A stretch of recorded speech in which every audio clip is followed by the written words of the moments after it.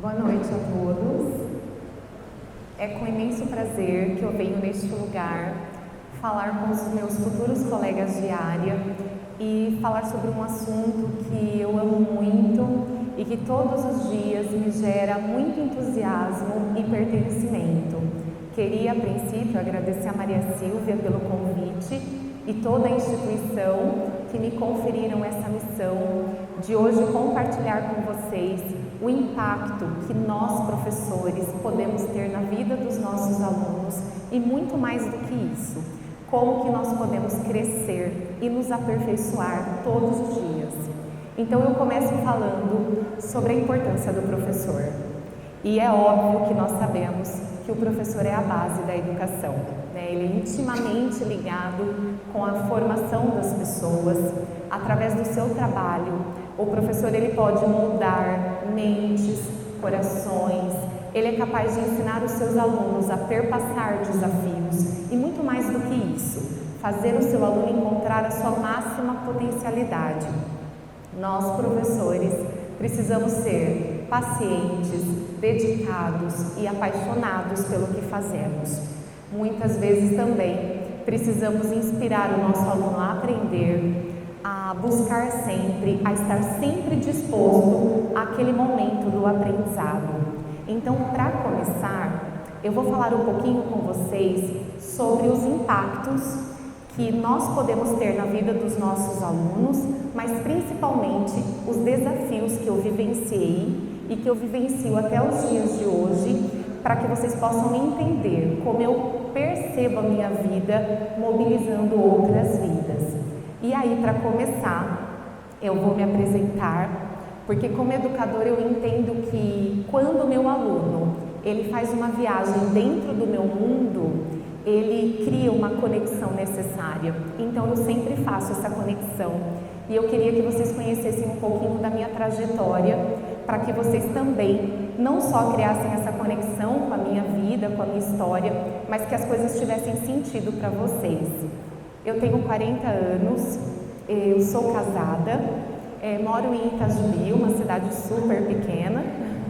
Eu me formei em 2004 e me formei em licenciatura plena de História. E comecei em 2004 lecionando aulas no estado.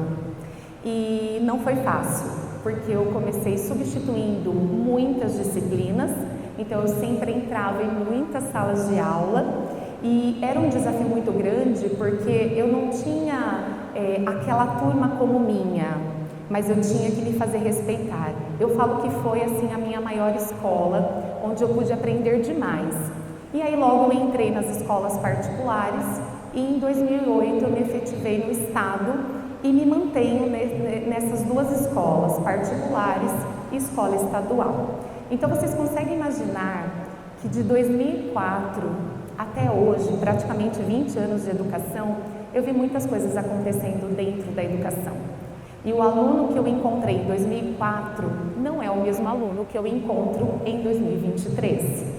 Nós sabemos aí que eles passaram pela geração Z, agora é a geração Alfa, e é uma geração completamente digital. Então não tem como a gente negar isso. E aí, quando eu comecei, eu queria entender o que eu gostava, né? Qual era o público que eu queria, então, me entregar. E aí comecei trabalhando no Fundamental 1, trabalhei no Fundamental 2, no ensino médio, trabalhei no EJA também, amava trabalhar no EJA. E aí por muitos anos eu fiquei assim, trabalhando em muitas escolas, com muitos segmentos. E aí no final de tudo isso, eu percebi que na verdade qualquer segmento para mim ia ser apaixonante, porque o que eu gosto mesmo de gente, eu gosto de gente. Então quando a gente identifica isso, a gente começa a perceber que a nossa vida tem um impacto muito positivo na vida de outras pessoas. Bom, mas enfim, como qualquer professor que começa, comecei me cobrando demais. Eu queria preparar o melhor conteúdo, a aula mais didática, o material mais impecável. E aí foi rapidamente que eu percebi que só isso não adiantava, que eu precisava construir a tal da ponte, que é aquela ponte que nos liga ao aluno, que é aquela ponte que traz significado. E essa ponte tem muito a ver com afeto, que cria conexão, que traz sentido. E aí brevemente comecei a investir nesse universo, né, de construir esse relacionamento. E aí o que eu gostaria de compartilhar hoje com vocês? As coisas que deram certo. Porque talvez eu não teria tempo de falar onde eu errei e recalculei para fazer diferente. Nós não temos tempo para isso, mas o erro é sempre o meu maior professor. Mas quando a gente acerta, a gente também caminha demais, a gente aprende muito. Então hoje, como educadora há praticamente 20 anos, eu quero deixar para vocês nesse momento as coisas que deram certo. O que eu percebi, que eu continuo fazendo e que eu tenho uma resposta muito positiva. É isso que eu quero deixar para esse momento como herança para vocês. Então vai ser tudo muito simples, eu vou passar para vocês e depois, claro, se vocês quiserem perguntar alguma coisa, estarei à disposição. A primeira coisa que eu aprendi, mas foi muito rápido, que é importante a gente ter humildade, isso em todos os espaços, mas dentro da educação é fundamental, que é a humildade para recalcular as coisas, voltar atrás se necessário e fazer diferente. Então eu sempre fui aquela pessoa que, se minha aula não estava dando certo, eu repensava. Eu não ficava continuando um projeto que eu via que não dava certo. Então eu recalculava minha postura, minha forma de dar aula e pedia muitas informações. Essa humildade da gente ter a certeza de que nós vamos aprender com todas as pessoas e em qualquer situação eleva o docente. Então eu pedi informação para os professores que tinham mais tempo dentro da educação, sempre, e eles me passaram muitas informações e eu fui somando tudo isso, porque na verdade eu queria criar uma identidade que tivesse um impacto real e tivesse sentido na vida dos meus alunos. Então a humildade o primeiro passo, é fundamental dentro da educação, e não é só na relação com o aprendizado, com a metodologia, com o aluno, respeitando ele como ser humano, apesar muitas vezes das suas limitações ou dos seus conflitos emocionais, né? A gente compreender que existe uma vida e que tudo que a gente faz ecoa nesta vida. Além disso, outra coisa que eu entendi foi bem rapidamente a questão de construir autoridade sem autoritarismo. Então, assim como a Ana Paula, eu também nunca falei alto com os meus alunos. E por que eu nunca falei alto com os meus alunos? Porque eu entendia que eu precisava ter uma postura que eu queria levar por toda a minha vida. Primeiro porque eu não fui criada num ambiente onde as pessoas falavam alto. E a gente sempre resolveu as coisas no diálogo. Então eu fui recalculando e pensando na minha postura, no meu tom de voz, na forma como eu me vestia, tudo isso importava muito, né? Na forma como eu fazia abertura para o acolhimento, se eu conhecia todos os alunos pelo nome. Então isso vai construindo uma identidade. Se o que você fala, você faz. Então você tem que ter moral, você tem que ser exemplo o tempo inteirinho, porque a pessoa ela está te medindo, né? Então eu me preocupei muito desde o início de construir esta autoridade sem autoritarismo.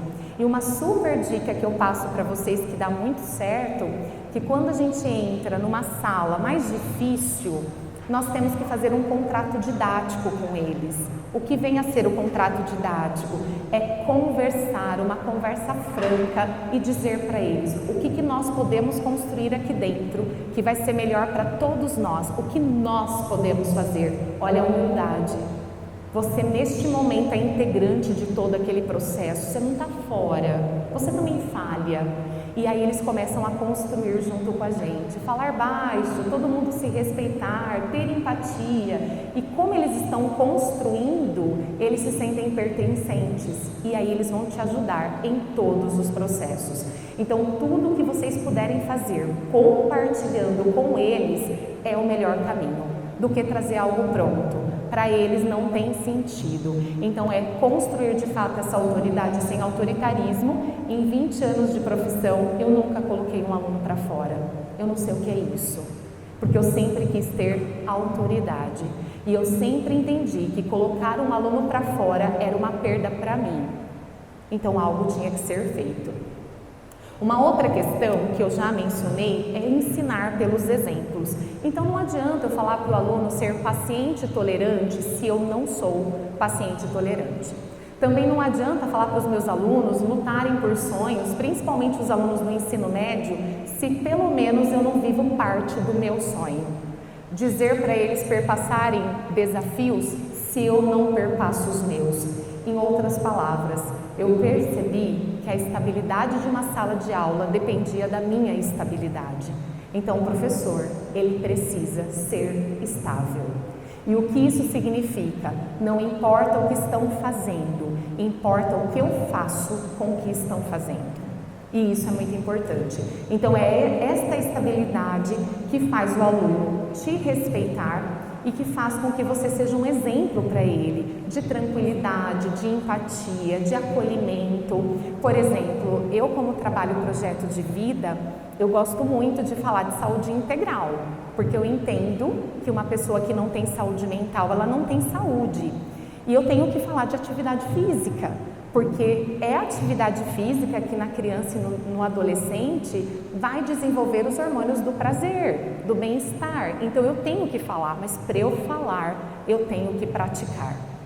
Porque na medida em que eu falo, sempre tem um aluno: professora, mas você pratica? Pratico. Quantas vezes por semana? Todos os dias? Então a gente se torna realmente um exemplo. Quando não, 3 dias. Mas se eu não tivesse propriedade para falar sobre isso, porque não sou exemplo, eles perceberiam rapidamente. Então, se você quiser falar qualquer coisa para o mundo, você tem que ser modelo, senão não dá para falar. Então, eu faço atividade física por mim, mas também para eu ter propriedade para poder ecoar isso para os meus alunos. Além de ensinar pelos exemplos, a gente começa a perceber também que os alunos mais difíceis são aqueles que precisam do nosso olhar. Eu disse para vocês que eu amo pessoas. As pessoas que me conhecem sabem disso. Elas sabem que eu amo conversar com pessoas, ouvir com o coração. De fato, eu sou apaixonada por desenvolvimento humano. E dentro de uma sala de aula, você percebe que você tem que amar realmente todas aquelas pessoas.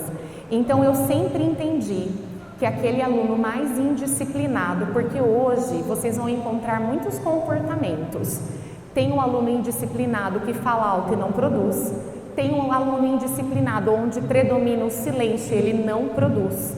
Aí nós temos um aluno que fala demais e produz, o que não fala e produz. Então são 4 tipos e dentre esses ainda os diferentes de tudo isso. E lidar com essa realidade de tamanha diversidade exige da gente muita reciclagem, um olhar muito cuidadoso, colocar coração em tudo isso. Então, eu sempre compreendi que meu aluno mais indisciplinado era o aluno que precisava da minha atenção. Então, quando eu chego numa turma nova, eu já identifico quais são os alunos que estão chamando a minha atenção. Normalmente é aquele que vai tentar fazer uma gracinha, aquele que vai falar um pouquinho mais alto, e eu já penso, é nele que eu preciso começar a investir. E começo. Como você chama, tá tudo bem, de onde você veio, sua família. E aí, através disso, o que eu percebo? Que ele só é um adolescente difícil porque ele teve uma infância muito difícil. E isso acontece com a gente. O adulto complicado, o adulto difícil teve uma infância que ele não soube nomear, ter resiliência, e a gente vai trazendo, através do inconsciente, muitas coisas. Por exemplo, se você teve um processo de separação de pais, muitos alunos carregam sentimento de rejeição, mesmo que eles não tenham sido rejeitados. Então, são processos que a gente precisa identificar. Então, esse aluno, muitas vezes, ele é fruto de uma família disfuncional, ele é fruto de muita violência, de um lar onde ninguém investe nele, de um lar onde ninguém tem tempo de qualidade com ele. Então, a gente percebe que ele está fora daquilo que a gente entende como normal. E o que ele precisa? De atenção. Então, se eu estou dentro da educação, se eu estou dentro de uma sala de aula e se eu amo pessoas, eu vou investir nesse aluno. eu não vou desistir dele e eu invisto literalmente. E o que acontece, gente? Ele começa a se aproximar, logo ele quer me proteger, logo ninguém pode falar alto, vamos lembrar, ele quem falava alto. Então ele começa a querer ser meu funcionário, eu posso apagar, professora, a lâmpada, eu posso desligar, professora, deixa que eu levo. Então ele passa a olhar para você como aquela pessoa que foi a única que investiu nele. Olha a nossa importância e olha a nossa missão. E aí, a partir disso, muitas vezes, como eu faço acolhimento também socioemocional, muitas vezes eles dizem, professora, você foi a primeira pessoa a me elogiar. Aí você pega um adolescente de 16 anos que nunca foi elogiado, porque é importante o elogio das pessoas que a gente ama. Porque, poxa, o elogio da pessoa que a gente ama nos coloca num lugar bonito. E é tão difícil, às vezes, a gente se auto-encontrar e se sentir tão especial. E quando as pessoas nos lembram disso, é sempre muito legal. Mas, às vezes, eles não têm ninguém para fazer isso. Então, nós temos esse compromisso. Nunca se esqueçam, o aluno mais difícil, ele não tem que ir para fora. Ele só quer a sua atenção. Comece dando atenção, sem falar alto, com autoridade, com respeito, que você vai ganhar o coração desse aluno. Porque se você colocar coração em cada aluno, quando você for buscar seu coração, você vai encontrar. Você vai perceber que a resposta é sempre positiva. Quem não elimina o velho não começa o novo. O que eu quero dizer com isso? Isso para a nossa vida. Por que muitas vezes a gente carrega tanta tristeza? Porque a gente tem muita dificuldade de encerrar ciclos. Encerramos ciclos, trazemos os entulhos junto com esse ciclo novo e, consequentemente, não encerramos. Vida de professor é assim. Termina o ano, encerra ciclo, se renova para começar o novo ano. São novas turmas, novos desafios, a geração já muda. Então, o professor, para se renovar, ele precisa literalmente encerrar. Eu não vou dizer para vocês que é fácil, não é fácil, mas eu procuro estar presente.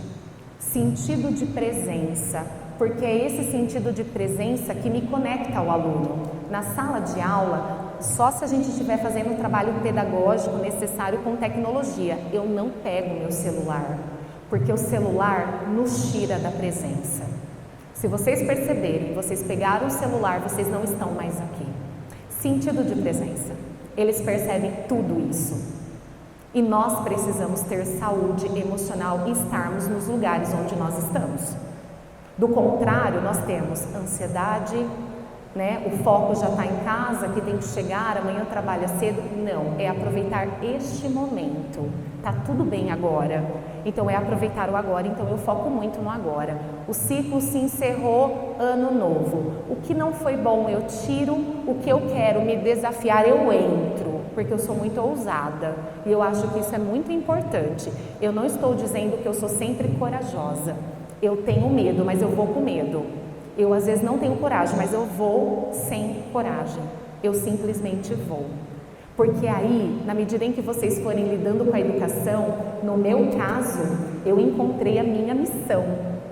E qual é a minha missão? Isso há pouco tempo atrás, 3 anos dentro da educação, entendendo que eu amo pessoas, eu encontrei a minha real missão. E a minha missão é fazer as pessoas se autoconhecerem, ajudar nesse processo e mostrar para as pessoas que toda dor gera movimento.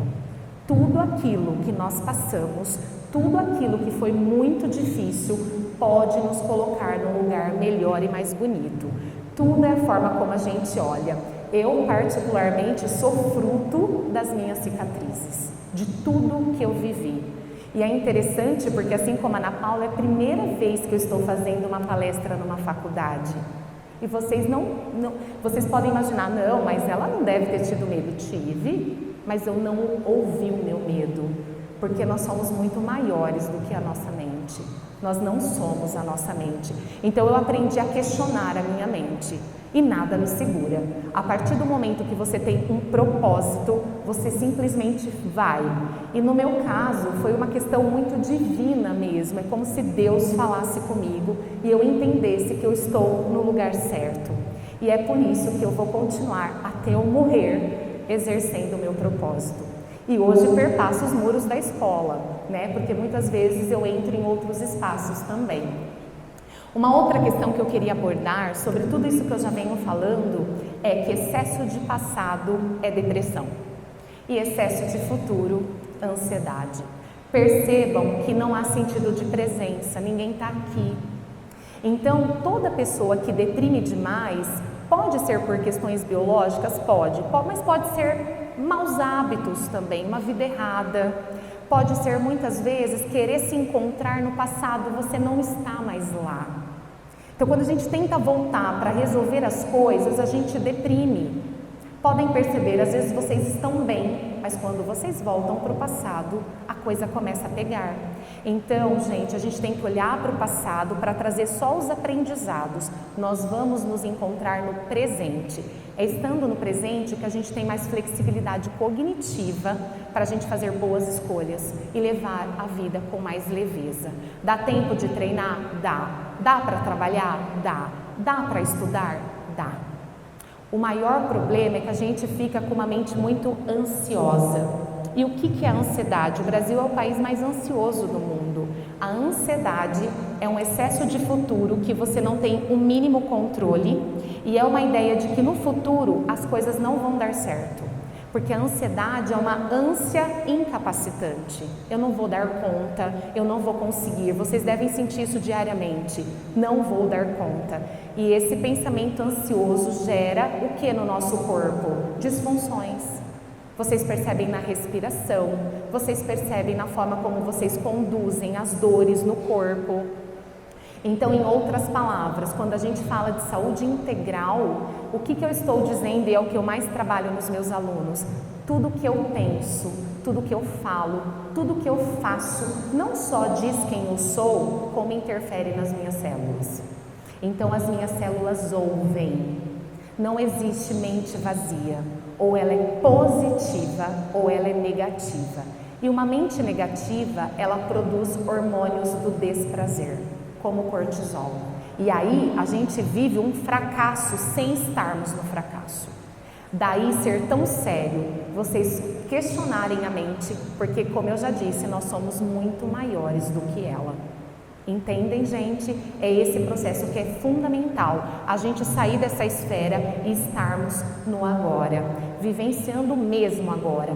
Vai comer, é usufruir daquilo, vai tomar banho, é tomar um banho decente, é fazer coisas que geram e são as chamadas janelas de relaxamento e encontrar motivação naquilo que vocês fazem.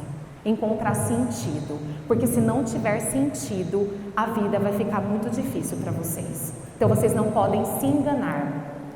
Uma outra questão também que eu queria abordar é que nós somos muito maiores do que os lugares. Não importa o que nós passamos na nossa infância, não importa a realidade da nossa casa, nós somos maiores do que a nossa casa, nós somos maiores que a escola que nós vamos lecionar, nós somos maiores que essa instituição, nós somos maiores que o nosso país, nós somos maiores que o mundo. E se nós somos maiores, significa que não é para fazer o que é possível, é para dar o nosso melhor. É isso. O segredo é bem simples. Tudo o que você for fazer, você vai dar o seu melhor. Vai lavar uma louça, dê o seu melhor. Vai arrumar uma cama, dê o seu melhor. Vai apresentar um projeto, dê o seu melhor. Pode ser que não agrade a maioria, sua preocupação não tem que ser essa. Você sempre vai dar o seu melhor. E, consequentemente, os seus alunos vão se inspirar porque eles percebem que você dá o seu melhor. E eles também vão querer dar o melhor deles. Então, este é o segredo. E porque eu sempre quis dar o meu melhor, chegando dentro da sala de aula, eu comecei a perceber muitas dificuldades de aprendizado.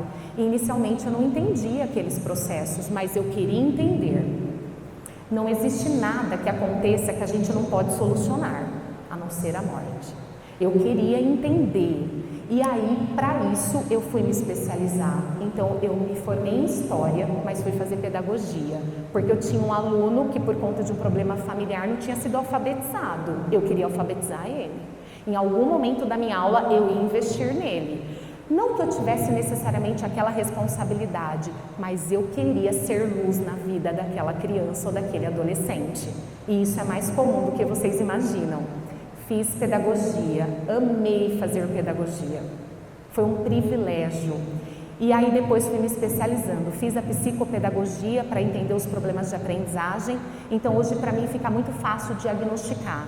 Eu chego numa sala, sei quem tem descalculia, déficit de atenção, disgrafia, eu consigo identificar muito rápido, então isso aumentou o meu leque.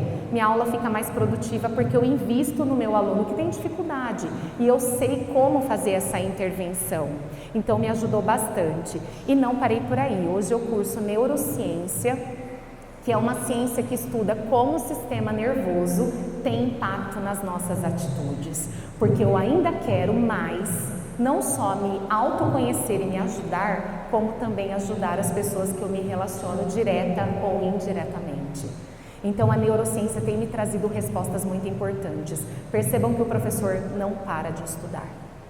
O verdadeiro professor não para de estudar, mas ele precisa ter amor por aquilo que ele faz e, mais importante, gostar de toda forma de gente. Toda forma, independente como se comunica, ter esse coração que acolhe, ter empatia, e isso eu entendo que é nato, a gente não constrói. Por isso que vocês precisam olhar para dentro, se autoconhecerem e entenderem de verdade qual é o propósito de vocês. Você é aquilo que espalha, não é aquilo que junta. Mais uma vez, quem me conhece sabe. Tudo aquilo que eu sei, eu compartilho. Eu nunca tive uma imagem de escassez. Tudo que está dando certo eu escondo. É um projeto, eu faço e ponho o meu nome. Jamais. Quantas vezes fiz projeto e o meu nome ficava por último? Eu só queria que os meus colegas fizessem juntamente comigo, para eles sentirem coisas que eu sentia, principalmente aqueles que eram mais resistentes. Então, eu compartilho tudo o que eu sei. Eu adoro preparar a metodologia ativa, que é um novo método, porque o nosso aluno hoje ele tem a síndrome do pensamento acelerado. E a metodologia ativa é uma aula super dinâmica, onde o aluno fica focado, ele consegue. Eu adoro criar, mas eu adoro compartilhar. Então, meus amigos têm os meus slides, eu passo tudo. E isso me dá, gente, uma sensação muito grande de prosperidade. Então, o segredo não é escassez, o segredo é a abundância que gera prosperidade. E aí vocês vão entender que em qualquer lugar onde vocês estiverem, vocês vão se tornar muito importantes, muito cogitadas, não vai faltar trabalho e vocês vão ganhar bem. E vão ganhar bem. Entendem isso? Esse é o segredo. E, deixa eu só voltar um pouquinho. Para terminar, eu quero mostrar um vídeo e vocês vão me dizer, mas por que você faz tudo isso? Para mim tem uma conexão muito com Deus, né? Eu entendo que eu tenho essa missão e eu vou propagar isso e eu não vou relaxar, né? Todos os dias eu acordo com essa intenção. Gente, me visto assim para dar aula. Eles falam, oi, minha aluna, foi do ano passado, Beatriz, ela sabe, eu ia perua desse jeito na escola. E batom, e maquiagem, e eu sou assim, então eu nunca me neguei, eu me assumo assim. E eles falavam, muitas vezes, mas que horas você acorda? Eu falo, gente, eu faço muito rapidinho, e muitas vezes falo para eles, eu faço para vocês, eu tenho prazer de fazer maquiagem para estar aqui. Porque eles já conheciam o meu jeito, eu não estou dizendo que isso é uma pauta, eu estou dizendo que a Cláudia que vocês estão encontrando aqui é a mesma que sai para comer uma pizza, que é a mesma que o aluno vai encontrar no mercado, e é do mesmo jeito, eu encontro o aluno, eu abraço, não tem essa de esquisitice. Para mim tudo tem sentido, a minha vida ela tem que ter coerência, senão para mim não tem conexão. E aí eu gostaria muito de ser uma professora que no futuro deixasse uma herança como a professora Alsônia. Vocês conhecem a professora Alsônia? Eu vou mostrar para vocês esse vídeo, e esse vídeo fala da professora Alsônia, e eu quero terminar sendo a professora Alsônia. Vou mostrar para vocês.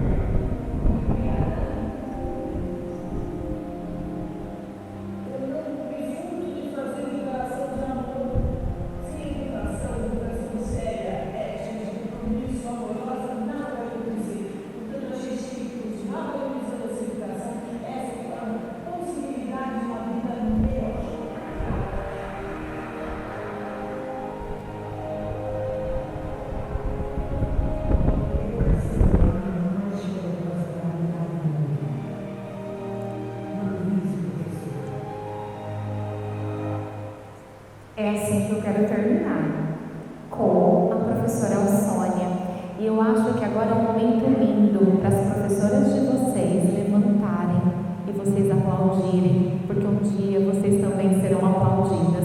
Professoras, por favor, levantem. Vocês merecem.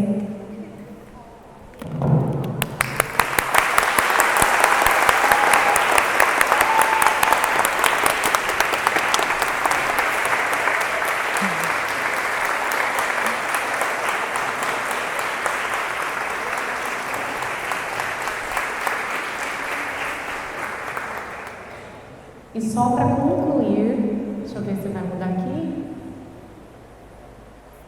Você fez alguma coisa, né? Pronto. Eu termino com essa imagem. Essa imagem é emocionante. E ela me emociona toda vez que eu vejo. Essa imagem é de um menino que em 2009 ele foi para uma ONG, mas ele teve uma vida muito difícil. Ele passou por meningite, ele teve pneumonia e por conta da meningite ele tinha muita dificuldade de memorizar as coisas. E na ONG ele encontrou um professor. Era chamado Evandro João Silva, coordenador da ONG, porque nessas ONGs eles coordenam e fazem tudo, né? E ele deu aula de violino para o Diego. Só que neste mesmo ano, em 2009, o professor morreu. E ele foi tocar no velório do seu professor. Eu acho que eu nem preciso falar muita coisa. Vocês percebem o quanto que esse professor investiu nesse aluno, o quanto que ele foi luz durante todo o processo que ele se relacionou com ele. Então, muitas vezes, a gente pergunta assim, será que eu vou conseguir transformar o mundo? Percebam, a gente não precisa se preocupar com isso, mas nós podemos ser o mundo de alguém. E essa imagem, eu acho que ela é bem representativa disso. E mais do que isso, o que eu queria deixar para fechar? Eu acredito que todos nós nascemos com algo dentro da gente. Nós recebemos alguma coisa. Como eu acredito em Deus, eu acho que Deus nos dá alguma coisa. E propósito, missão, não está fora, não está perdido, não precisa procurar, está dentro da gente. Se você nasceu para ser pintor, se você nasceu para compor uma música, se você nasceu para ser engenheiro, se você nasceu para ser professor e você não faz, você não só se machuca, você se destrói. Você não só se faz mal, você faz mal para a sua família, você faz mal para mim, você faz mal para todo o planeta. Então eu termino do mesmo jeito que eu termino as minhas aulas. O que vocês receberam e o que vocês estão fazendo com o que vocês receberam. Muito obrigada pela atenção e pelo carinho.